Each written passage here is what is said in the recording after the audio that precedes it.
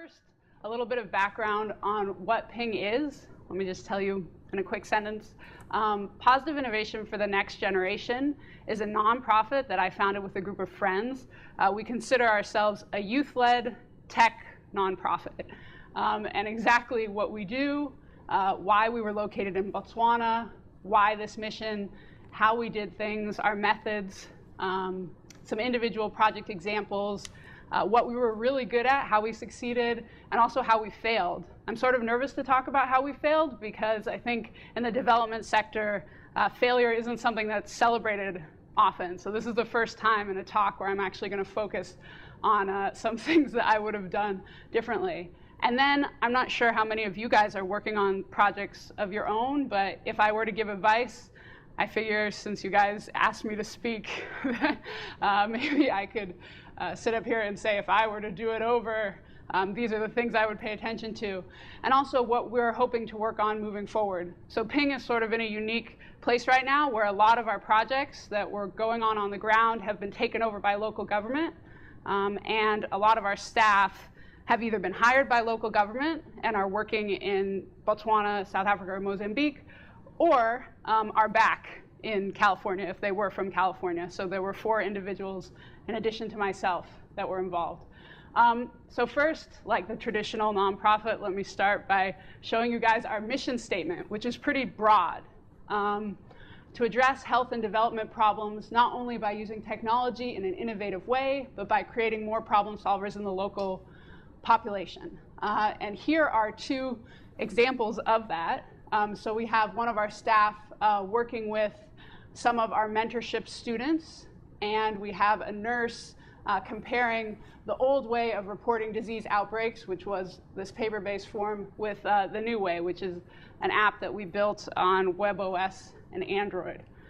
But okay, let me put that in context. What did we do? Really, we did 3 things. The first was to develop and deploy mHealth technology. And we did all sorts of different projects. We ended up deploying 11 apps in 3 different countries. And in that, we had some apps that were native, like Android and WebOS. I know WebOS is discontinued, I don't know, or open source now, I'm not sure which. But we also built SMS and USSD systems, so they were device agnostic, could work on any phone, even if your phone could only play Snake. And then we actually ended up doing some systems integration because it was needed for the project, so different health information management systems. But that's only half of what we did, believe it or not. The other half of what we did was mentor local youth. So for every tool that we piloted, we took 2 to 3 young people, usually either junior or senior year of high school, or freshman or sophomore year of college that were studying computer science. And we took them through an 18-month program, a beginner and advanced program, where they learned at the end how to do support and maintenance on the systems that we were deploying. So we hired a lot of the young people that we trained, and the different ministries of health hired them as well. And that's something was not done intentionally. We sort of stumbled into doing these 2 things. And the last thing that we did, which was also not intentional, it's not part of our mission statement necessarily, was designing partnerships, both for the pilot and the post-pilot phase. We spent a lot of time being a connector and bringing the right parties into the room. And that actually, I think, made a lot of projects fly at the end of the day. When funding was pulled or someone backed out, someone else would step up. So building strong partnership ecosystems around your work is one big lesson. Okay, why did we do it? Why the Botswana base? Botswana is kind of a random country. It's got a population of around 2 million, depending on who you ask. But for us, it actually made a lot of sense for a headquarters. And maybe I'm creating this narrative in hindsight. But Botswana, according to the CIA, which I consider to be a very trusty source, has the highest cell phone density on the continent of Africa, so the most phones per people. It's a middle-income country. 85% of the country has cell phone reception, and a huge chunk of Botswana is desert. It also has some really big health issues. Like many sub-Saharan African countries, there's a big shortage of healthcare workers, so anything that can save time, increase efficiency is always appreciated. It's got the #2 HIV prevalence in the world and the #3 TB prevalence in the world. So there were issues sort of on the ground. The last point having to do with this is that in terms of alternate data transmission channels, Botswana does not have very good computer-based internet. So I think outside of the city, it was maybe 6% of the country was covered in terms of computers that were connected to the internet. So Botswana is sort of this excellent test market. And that's why we said, okay, in hindsight, being headquartered in Botswana makes a lot of sense. The other thing that's worth pointing out is we would view Botswana as the New Zealand of Africa, and this is how we would pitch it to our private sector partners. I don't know how many of you guys are in the app development space, but I heard this at a conference once, so I'm going to repeat it here. New Zealand is a place where a lot of people release their betas and test their apps and do their customer development before they take on a more complicated, less forgiving market like the United States or a country in Europe. Because New Zealand sort of closed off but very similar. And we felt Botswana was exactly that for sub-Saharan Africa when it came to technology and health.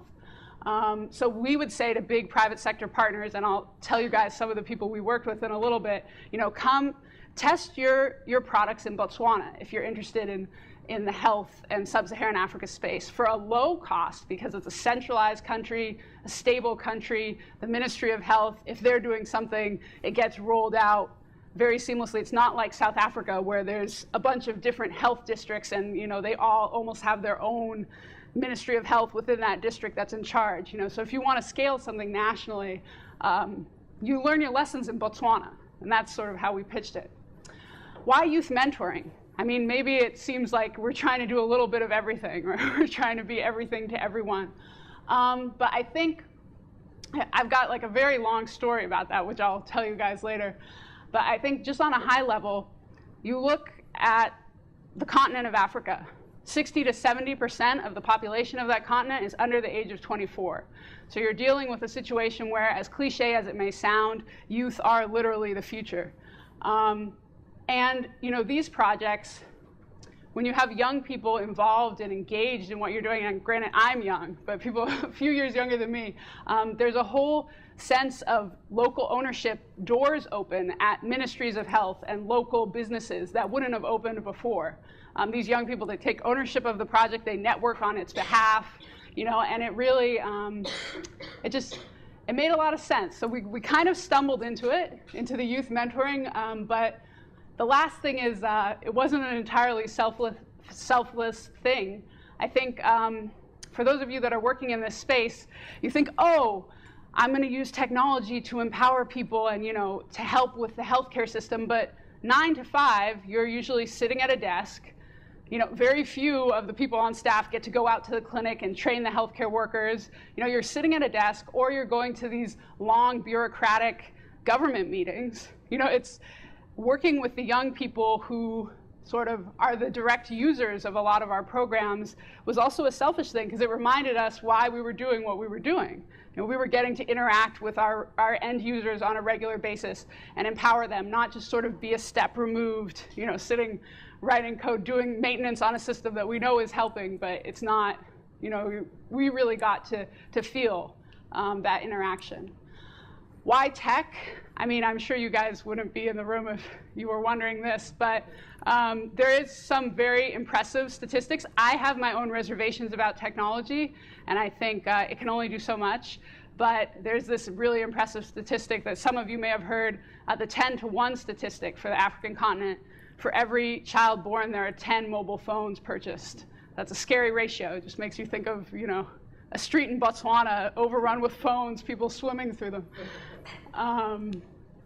Okay, how did we do what we did?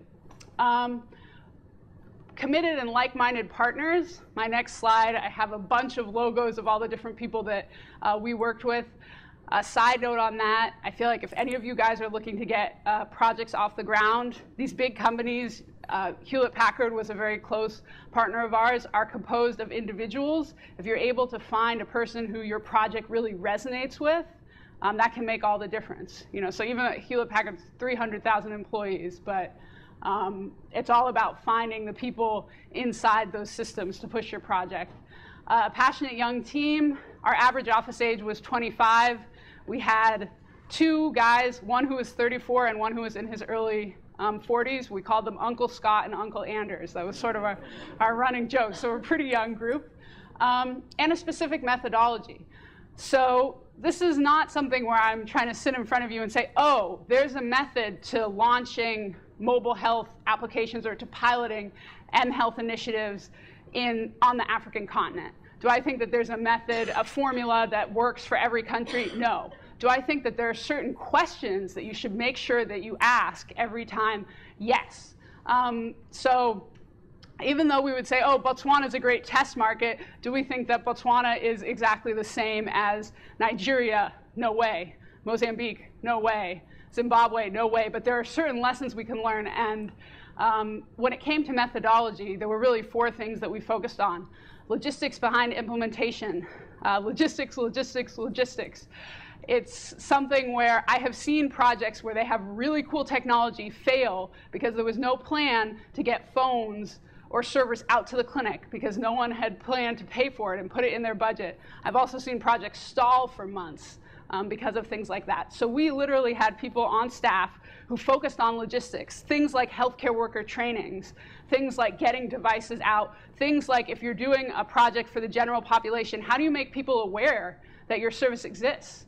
You just not a build it and you will come and they will come sort of world. So people whose whole job at the organization was to specialize in that, in the logistics. The second thing, we had a partnership ecosystem that we made sure we had for every single pilot that we did. We only worked with government if local Ministry of Health was not willing to partner on a project, we didn't do it. We weren't going to come from the angle of sort of imposing our will. And the other thing, every project we did in partnership with a local telecom so that the pilot was either prorated or free. So the partnership ecosystem is strong. The third, we did a lot of beta testing and customer development groups. So we build a beta of our product, and instead of putting it live, we'd invite a bunch of patients, a bunch of nurses, a bunch of Ministry of Health officials to do a focus group around it, and we take that feedback and iterate. And then fourth, and maybe most important, this question of long-term sustainability, involving local youth and training them how to do the support and maintenance. Here's some of the partners. These are not all of the partners that we have worked with in different capacities. As I said, HP was a really great partner. Unlike some of the other private sector partners, they actually came out to our headquarters and spent a week with us, went to rural clinics and saw our software being deployed, spent time with the mentorship kids as well, with the students that were learning. So I just have to give them a shout out. This isn't I know this is filmed. This isn't a plug for HP, I promise. But we also partnered with big African telecoms, ministries of health. We had an organization here, so we never got 501c3 status because we were, I guess, maybe that's a lesson learned, maybe that's a failure on our part, but we were so focused on being on the ground, actually doing the work. Things like having a good PR team, things like registering ourselves as a 501c3 in the States. Like if people like HP and Motorola and these big telecoms could figure out how to get us money, we said, no, we want to go, we want to do this. So we didn't, that's maybe a lesson learned in hindsight. Our young team, so this is one of the last staff pictures that was taken maybe end of 2010, 2011, before we got really big. By the end of it, we had over 30 people working in 3 different countries. And so this was one of the last group pictures that we took. You guys can see we're pretty young. We've got the office dog in the picture as well. So it was a really fun place to work as well. And it felt like a family. Is that you in the back? Yeah, that's me laughing. Yeah, that's me laughing. Another note is our staff was actually 70% local. So young people, we specifically went after, and if any of you guys are doing projects, this is another suggestion I have, local people who went to school abroad and have come back. very well educated sort of world perspective, and exposed to a whole other level of technology. So that was our formula for success in terms of local staff, and it worked out really well for us. So some examples of what we did. Okay, the kakalolo. Kakalolo in Botswana means to remind or advise. And this was our very first project that we did. And one of our most successful projects over the long term was a support, reminder, and information system for patients. Pretty simple concept with these three sort of main functions: doctor appointment reminders, prescription refill reminders, supportive messaging. So the supportive messaging, when we started this project, was not a component at all. But it actually became a huge part. It was a very popular part of this project. And here is an example of a text message. The system was actually in English and Botswana. So you can see in this text message, it's sort of hard to understand. But people could sign up for encouraging sort of inspirational messages, and also text messages in that were read by one of our staff and then sent out to the group as a whole. And so this whole supportive element, the stigma for HIV is getting better. But it's still an issue. So this is a text message that got sent out to the whole group. And a lot of times when people were texting the group, they would call the group Kakalolo. They said, "Hi, Kakalolo over there. You make me smile. Your SMSs bring joy into my life. I don't know what I would do without you. Stay blessed, guys." So this is sort of someone sending a message to the whole group. This is a picture. These are actually our first 6 mentorship kids. So we started with 6, and we ended up graduating a total of 28. And yeah, this system started just with HIV patients. We added TB patients, new mothers, and male circumcision patients as well. So support, reminders, and information. Device agnostic. Do people here know what USSD is? Is that a familiar term? USSD? It's sort of M-Pesa, the cell phone banking in Kenya, right? That's well known. USSD is sort of text, menu-based browsing, higher character limit than SMS, different protocol, but very reliable. Okay, disease surveillance. This was our foray into smartphone applications. So we ended up working on Android and WebOS. The way that disease surveillance was done previously, there are 17 to 19 notifiable diseases that were being reported on this system, depending on the country. And the way that it was done in the beginning is using this book here. Once a week, healthcare workers, nurses would write in the numbers for those diseases. And once every 6 to 8 weeks, someone would come along on a moped and pick up the book, and someone would retype the handwritten things at the Ministry of Health, and then someone would run data on it, or would run an analysis on it, and then they would say things, 2 months down the line, like, "Oh, it looks like there were some issues with malaria here, that we were way above the threshold." Now, there are certain diseases like viral hemorrhagic fevers where when there is an outbreak, it can be pretty obvious. But still, there was no early warning indicators system. So what we did was very simple tech-wise, replace these forms and the weekly forms. So healthcare workers were now doing the weekly reports every Monday on the smartphones, as well as individual cases for certain diseases. So viral hemorrhagic fevers are, once again, an example. There's one case, that's an outbreak. With something like malaria, what our system would do is track a threshold, right? Because one case of malaria, there's a certain amount of malaria that's normal for Botswana. So when you go above a threshold, then you have an outbreak. And then the third thing that healthcare workers would do is actually map the location of residencies for certain diseases. So multi-drug resistant tuberculosis, so people could go back and screen the neighbors, is one of the things that was mapped, where they went and actually marked the household with GPS. So one note about smartphones in clinics. I know I went to the next slide, I'm sorry. But we took the angle that you know, if the government can afford to put 1 to 2 computers into a clinic that they don't maintain, that aren't updated, they can afford to put 1 to 2 smartphones as well. And so when we were building tools for healthcare workers, we did, you know, mobile websites, native apps. That was the way that we went, and I think we learned that that was correct. So we were given some big donations of Palm Pres and Motorola Razrs, which got deployed, and then the Ministry of Health actually put out a tender and procured additional phones. Okay, last but not least, sort of 3 areas that we work in. The health systems post office. So this was our non-mobile project, but it was something that we stumbled into and we realized it had to get done for the ecosystem. So in Botswana, there are over 48 different health information management systems, and how does that happen? I'm sure you wonder.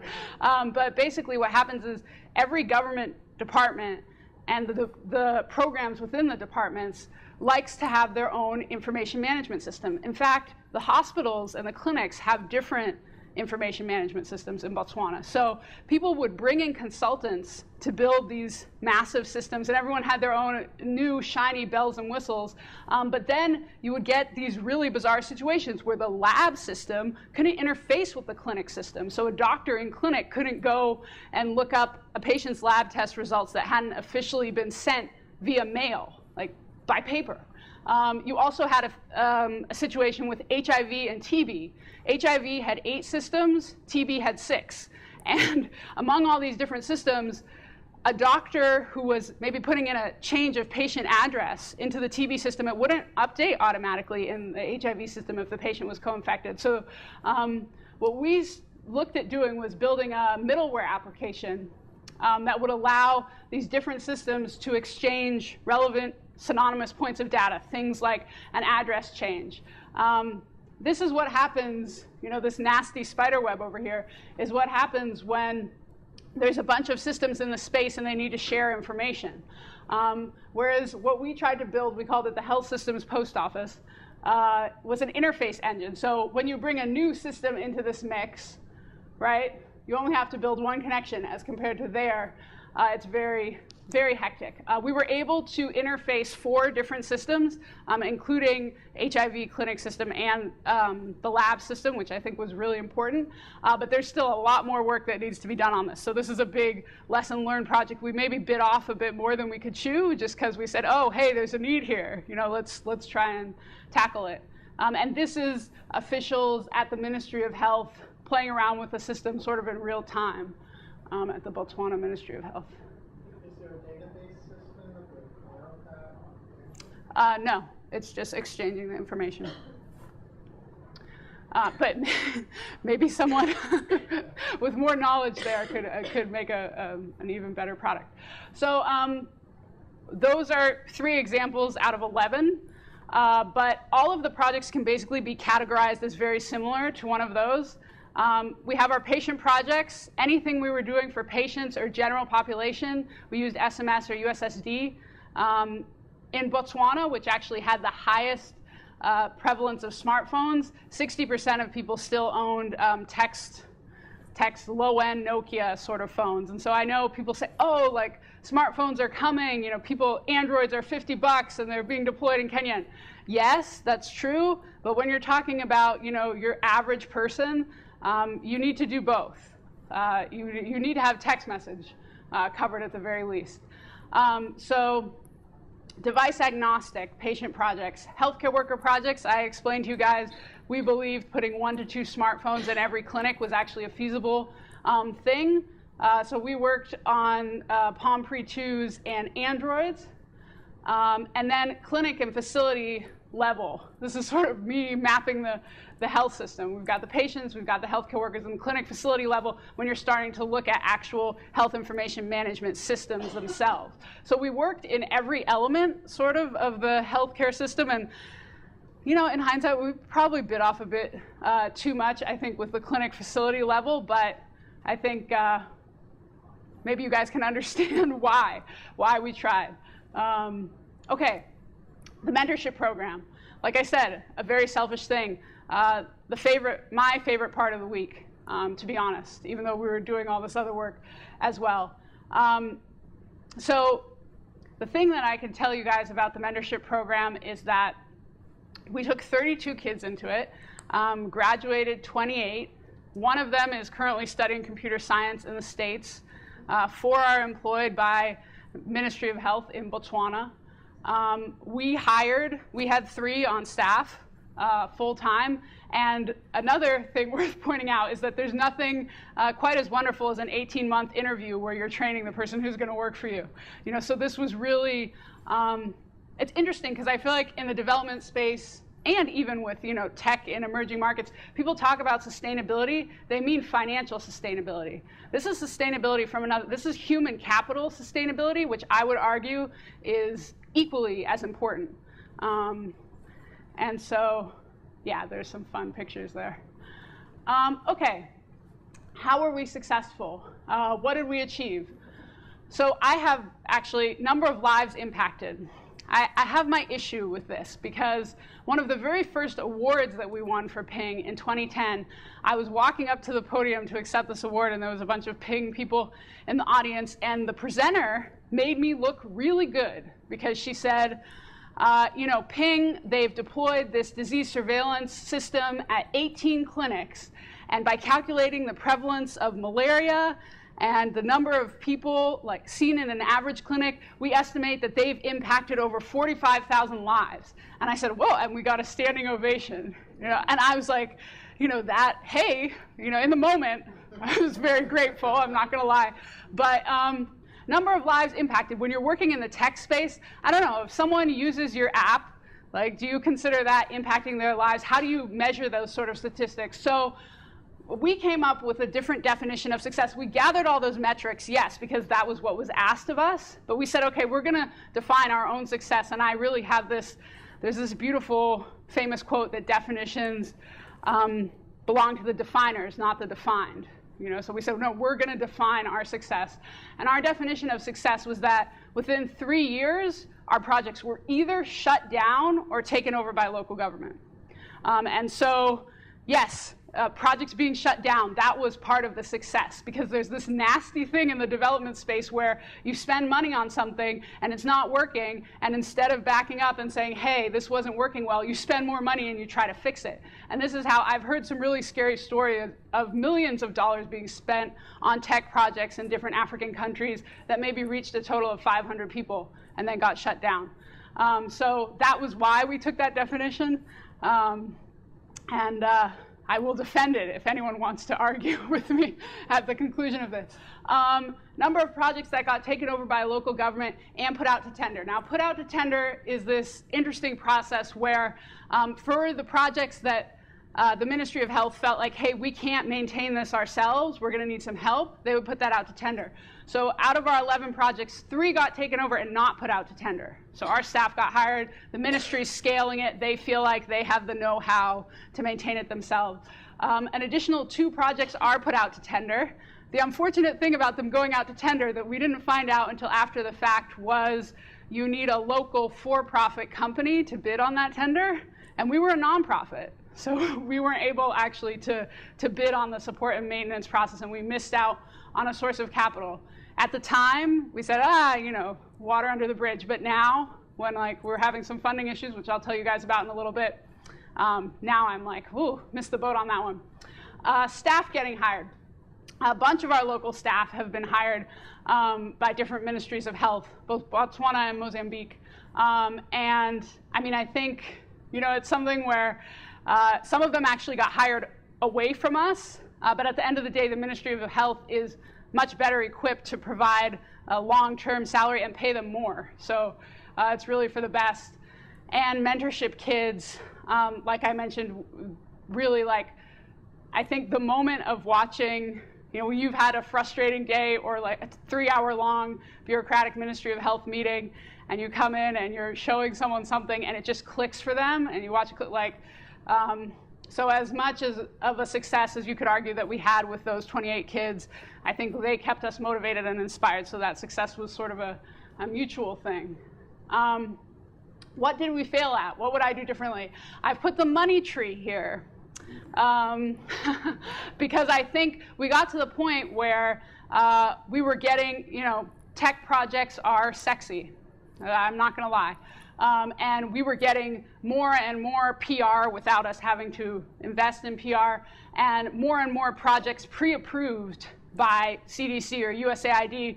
And we were saying, oh, like, we're fine. The money seems to grow on trees. Like, we're fine. So first and foremost, the fact that I am back in California is one of the failures. Me and a few of our other staff.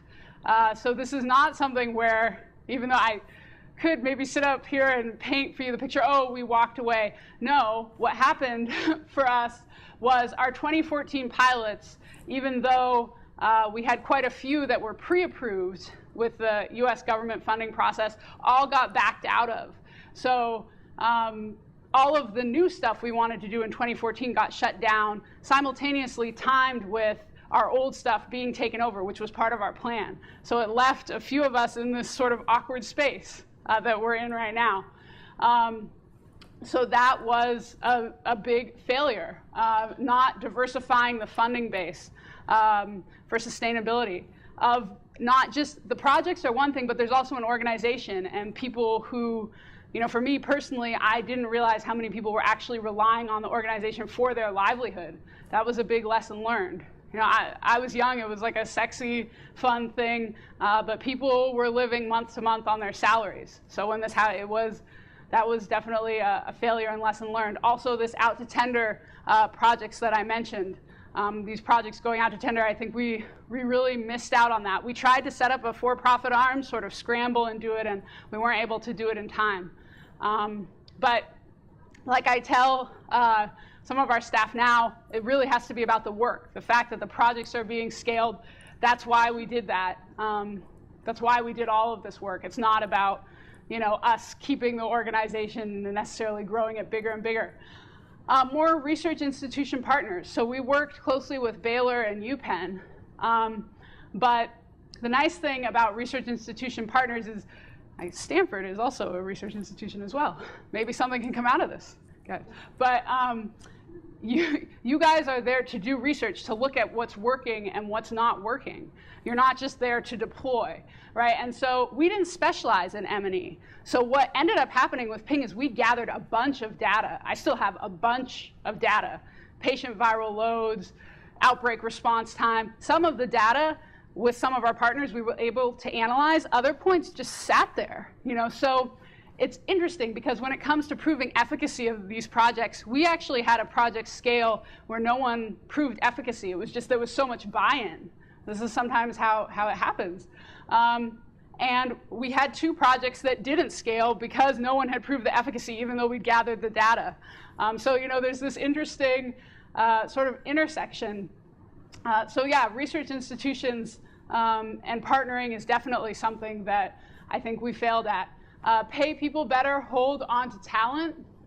That's something, like I said, our staff getting hired away is a simultaneous sort of compliment because we trained a lot of them. And it's also great for them with the salary raises. But in terms of the organization able to perform the way we would like to perform, it can be painful. And also this big question, what exactly did Ping do? Because we were on the ground just sort of stumbling around, doing what needed to be done, answering that question was really difficult. When people say, wait, you train people in IT, or you do smartphone applications, or you're doing these patient support systems, or you're doing middleware integration, and it was like, no, we just sort of ended up over there, and we were doing what we were being asked to do. We were responding in real time. We were building these partnerships, building what needed to be built, using open source technology when we could. If we couldn't find something, creating it from scratch. But yeah, how do you get that into a short buzzword sentence? I mean, you can try with our mission statement, but it seems like it leaves out a lot, So now my advice. And I made this as obnoxious as possible on purpose because I don't know what projects you guys are possibly working on. So my advice could be totally interpreted as very obnoxious. But okay, some things to pay attention to.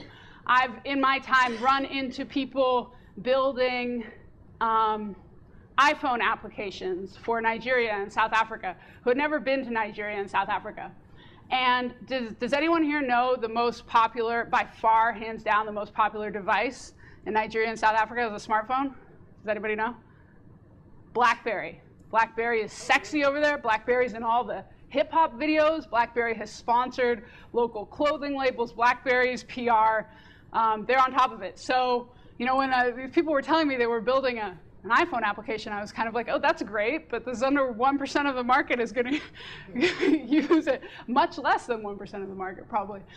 Language. When you're looking in African countries, I mean, South Africa is a great example, 11 national languages. In Botswana, we were lucky there was English and Setswana, and with so many local staff, we could do dual versions of most of our stuff. But language is definitely something you need to pay attention to. UI, UX, customer development as much as possible. That is my advice. If you guys can't get over there and do the customer development face-to-face, see if you can partner with an NGO on the ground and, you know, do a Skype call, send them screenshots of what you're trying to build. Just have that conversation somehow. And also overall project awareness. In the tech sector, much more supportive of failing, which is something I love about tech, failing and learning. But there's also sort of a build it and they will come mentality. You know, like, I'm building this app, you know, and healthcare workers are going to use this, and look how cool it is, and wow, that's really cool. Like, that is awesome. But, you know, what if you're not partnering with the Ministry of Health? What makes you think that how are healthcare workers going to find out about this? My big suggestion here, if it's a general population thing, is radio. Radio in emerging markets is where it's at. If you're pushing a project and you want people to be aware of it and sign up, radio is the way to go. Government and telecoms, I've already told you guys our methods and why we think that their engagement is so important. Government, if you want something to scale, I can't tell you the number of local, actually, tech companies and NGOs that I've met who didn't want to deal with the bureaucracy. And so they were doing these projects at one hospital, at one clinic, and they were wonderful projects. They really were. And you know what? Like, that maybe for the first phase to have lessons learned, but when it came to scaling, when you're going into a government office and saying, hey, we've solved this problem for you, you know, you weren't involved, but hey, we solved this problem, that's a very different conversation, you know, from starting out. It's like, hey, like, what do you guys need? Let's work together and create something. Just the way that conversation is structured is almost sort of antagonistic. Telecoms, I mean, you've got these big telecoms that are sponsoring the men's volleyball league. And, you know, this was actually in Botswana. They were spending $2,000 a year paying for the men's volleyball league. I like men's volleyball as much as the next person, but why not use your corporate responsibility to do something closer to what your company actually does? So I think there's a lot of room to work with telecoms. Okay, sexy tech projects will live and die by boring logistics. I can't hammer that home enough. Okay, you have a project, you're partnering with the Ministry of Health, and it's for healthcare workers. But there are over 18,000 healthcare workers in the country of Botswana. So you think you're just going to build this app and put it on a phone and someone's going to drop it off at clinic and they're going to use it? No, like, these people need to be trained. So are you going to go and run around on, you know, a moped for 2 years and train every single clinic?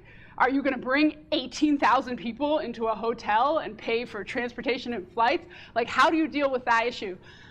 For our specific example, what we did was we take one person from each clinic, so it was 810, and bring them in, and they were the master trainer, and they were in charge of training other people. They got a stipend for being the master trainer, and they also got another stipend when the other people took their little mobile exam for being able to use the system for reporting. That's how we dealt with it. Are there flaws with that? Yes, definitely.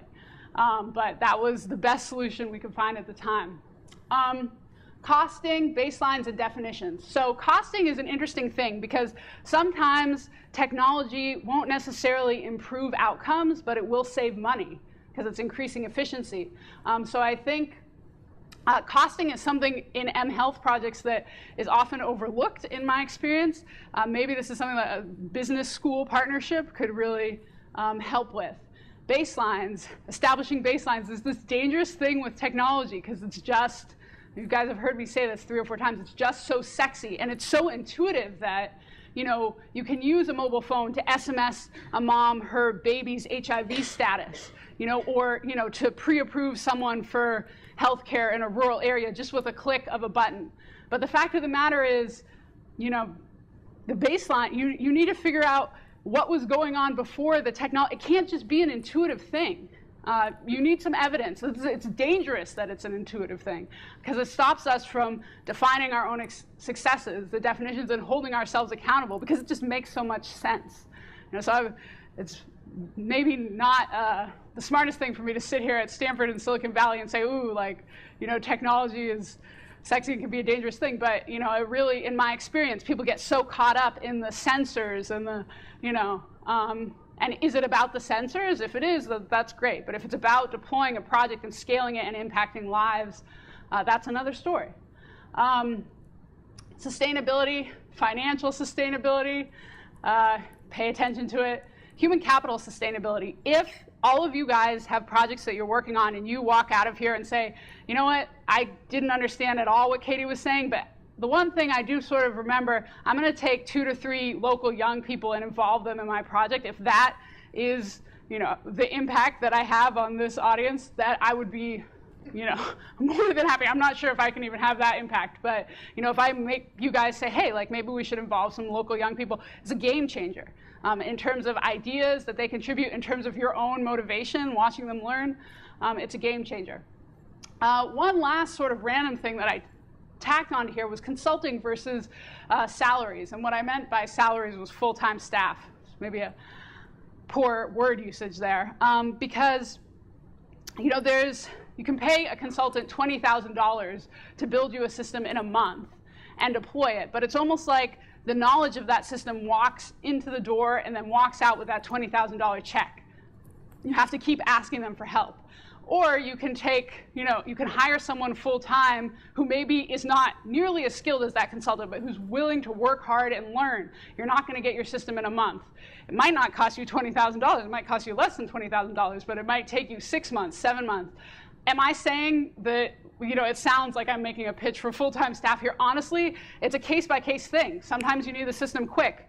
But if you're going to hire a consultant, what we did, because we also hired consultants from time to time, is we'd have a kid or one of our staff members with them learning from them, and we'd make them fly in and come and work with us on the ground. And so that's sort of the way that we address this knowledge that walks in and walks out the door. So yeah, that's my advice. All right, what's next for us? So we have this really, sort of rebellious, powerful logo here. So the Americans that have sort of come back, now we have a bunch of Ping projects running, or formerly Ping projects, now running Ministry of Health projects in Botswana and Mozambique. We have our last sort of tech project that's just crawling along. It's going to end, I think, in the middle of February. And then, the sky is the limit. But we actually do have some ideas. So it's interesting because I'm from the Silicon Valley.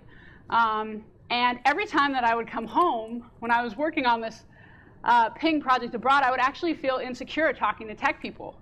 Because, this is the Silicon Valley. So you guys have, I grew up here. There's sensors that can, you walk into a room and it tells you when you're going to have a bowel movement. Stuff here is crazy, And so I would feel like, okay, we're building text message USSD stuff. This is, or a smartphone app that it would take an engineer here maybe a few hours to pull together. But interestingly enough, when me and some of my team members started looking in East Palo Alto and Oakland, we found a ton of opportunities, which was so counterintuitive. We had a meeting with a bunch of NGOs in Oakland just a few days ago, and they said, yeah, the only thing we know about technology firsthand is the gentrification that's going on, because the populations we serve, and they serve homeless people, people coming out of abusive relationships, ex-cons, and mentally ill. They're saying they can't afford housing. That's the only interaction we have with Twitter. So they kept referring to all technology as Twitter. So if you guys know Twitter, can you please talk to them? I said, no, I don't know. I don't know Twitter. But there's actually a ton of room to use technology to empower people here, which was very counterintuitive to me. So as we were looking at these statistics, we found that minorities and youth, not only are they more likely, young people, this is intuitive, but minorities and disadvantaged community members, when they have a phone, spend more time. There's actually studies, spend twice as much time using apps. They spend more money on apps, and they're 14% more likely to own a smartphone if they can afford one. So there's all these interesting statistics, and so we've been looking in this space, and we've got a bunch of ideas to do some projects very close to our own community here. So yeah, that is it.